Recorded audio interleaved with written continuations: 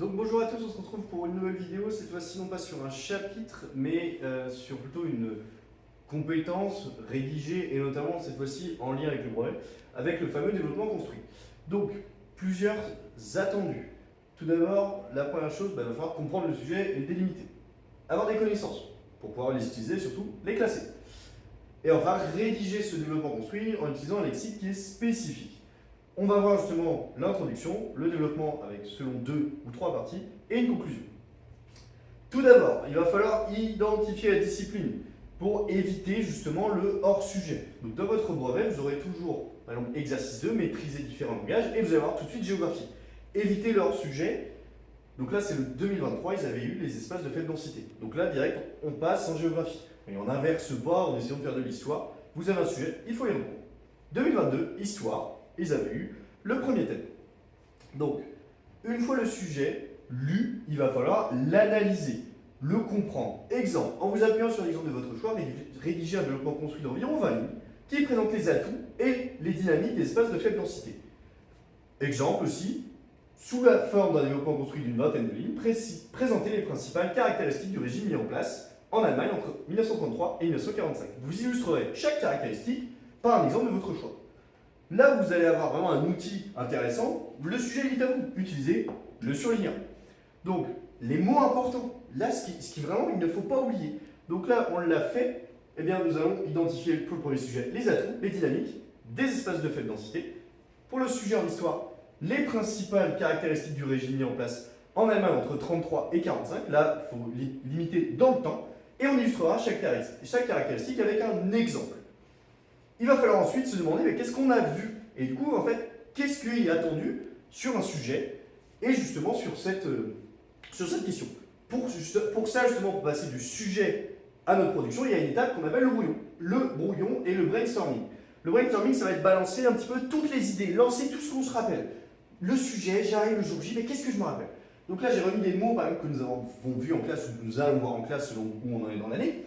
Espace de faible densité, les Cévennes, on va travailler dessus, les néo-ruraux, etc., etc. Tous les mots qui peuvent rentrer dans le sujet. Même chose pour l'histoire. Se dire, ok, en 33, je sais qu'Hitler arrive au pouvoir. En 35, il y a le loi de Nuremberg, c'est un régime antisémite, etc., etc. Le but, c'est vraiment de lancer toutes les idées pour ensuite, éventuellement, justement, passer au plan et surtout, le plan va être un petit peu guidé. Peut-être que vous allez avoir des idées dans le brainstorming que vous ne garderez pas. Il faut savoir se dire, ok, peut-être que ce que j'ai pensé ne rentre pas dans le sujet. Eh bien, il ne faut pas le mettre. On aura l'occasion de revenir. Donc, grand 1, les atouts des espaces ruraux, grand 2, les dynamiques de ces espaces. Pensez que le sujet nous demandait vraiment de faire les atouts et les dynamiques. Grand 1, les atouts de ces espaces. Donc là, c'est essayer d'organiser ces idées, vraiment les ranger dans des cases, dans des blocs. Les PNN, donc les parcs nationaux, des Cévennes avec les paysages. L'agriculture avec l'AOC, donc l'appellation d'origine contrôlée. On avait vu le fromage par exemple. Le tourisme, avec justement des paysages qui attirent, les activités extérieures, par exemple le tourisme, le rafting, le canyoning. Toujours dans l'idée de justement d'être dans le plan. Le sujet de géo, donc cette fois-ci les dynamiques de ces espaces. Et bien pour les dynamiques de ces espaces, on avait dit que certains espaces avaient tendance justement à se désertifier, c'est-à-dire il y a de moins en moins de gens, ou justement de nouveaux habitants qui arrivaient dans certains espaces, qu'on appelait les néo-ruraux, les nouveaux ruraux aussi. Ce qui pouvait donner lieu, bien évidemment, à des conflits d'usage, justement autour de la chasse, l'agriculture, les traitements, ça, vous pouvez regarder dans votre cours. Mais on en revient toujours à la même chose, il faut maîtriser, avoir des connaissances, sinon comment vous voulez répondre au sujet. Cette fois-ci pour l'histoire, on nous avait dit il faut présenter les caractéristiques du régime mis en place en Allemagne, donc en savoir régime totalitaire. Donc il faut repenser bien évidemment à ce qu'on a dit sur un régime totalitaire. Encadrement de la société, idéologie imposée, et la violence. L'encadrement total de la société, toute la société est encadrée. Nous avons parlé des jeunesses éclairées, le culte de la personnalité, le chef du régime nazi, vous pouvez éventuellement mentionner aussi propagande. Toujours idéologie imposée, violence, cette fois-ci idéologie imposée. L'idéologie nazie, l'antisémitisme, la société inégalitaire entre juifs et non-juifs. Vous pouvez ensuite passer sur votre troisième partie, donc là cette fois-ci on est bien sur un plan à 3 parties, alors qu'en géographie on pouvait en avoir 2. Vous pouvez avoir aussi 3 parties à faire en géographie, il faut traiter au cas par cas, bien sûr. La violence, les lois de Nuremberg 1935, les camps de concentration, les violences sur les opposants au régime et les opposants politiques. Donc là c'est l'idée, il faut classer en fait. On est parti du sujet, on l'a analysé, on l'a délimité, on s'est dit ok, qu'est-ce qu'il nous faut? On vient de classer un petit peu les idées, Et ensuite, eh bien, nous allons passer à cette idée de répondre au sujet. On s'est organisé, on y répond. Le risque, c'est le hors-sujet. Souvent sur les copies, par exemple, vous pouvez avoir un petit trait avec HS, hors-sujet. Ça ne répondait pas au sujet.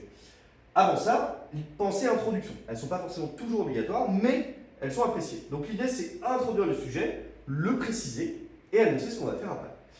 Exemple en géographie, expliquer ce qu'est en l'occurrence, ça pourrait être expliquer ce qu'est un espace de faible densité, qui sont divers et variés, on annonce le sujet et le plan. En histoire, donc là, en l'occurrence, en géographie, un espace de faible densité est un espace avec moins de 30 habitants au kilomètre carré. Ces espaces sont variés avec des campagnes, des espaces de montagne.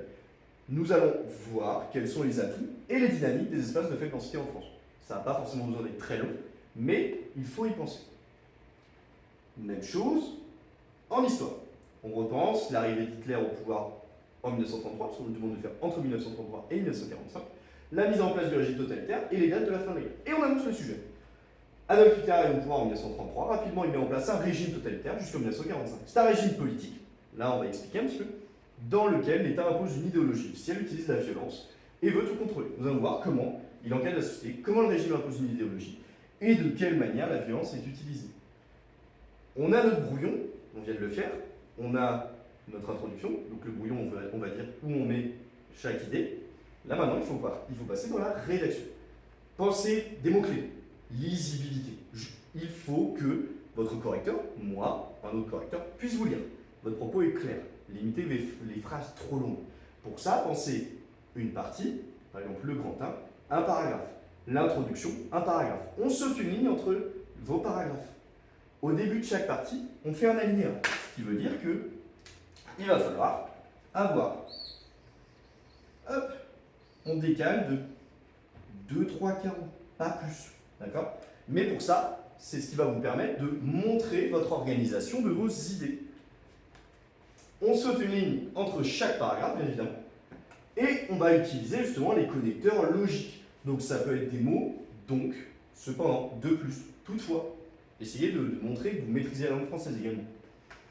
On a rédigé l'introduction, les parties, il manque la conclusion. La conclusion, c'est on répond au sujet, et si possible, si on a une petite ouverture qui nous vient, il faut la placer. C'est toujours très apprécié. Nous, exemple en géographie, nous pouvons donc dire que ces espaces ruraux possèdent des atouts et qu'ils sont en évolution. Ils changent, mais restent dynamiques. Nous pouvons nous interroger quelles sont les dynamiques des espaces périurbains, puisque c'est un espace proche des espaces ruraux. On pourra en reparler en géographie. Exemple en histoire, nous pouvons donc dire que le régime nazi est un régime totalitaire. Ce régime encadre toute la société avec une idéologie et une certaine violence. Nous pouvons ainsi nous demander quelles sont les caractéristiques du régime totalitaire de Staline. Pourquoi pas? C'est envisageable. Merci d'avoir suivi. Si vous avez des questions, n'hésitez pas, je vous ferai un plaisir d'y répondre. Et puis on va se retrouver pour d'autres vidéos sur cette fois-ci les chapitres.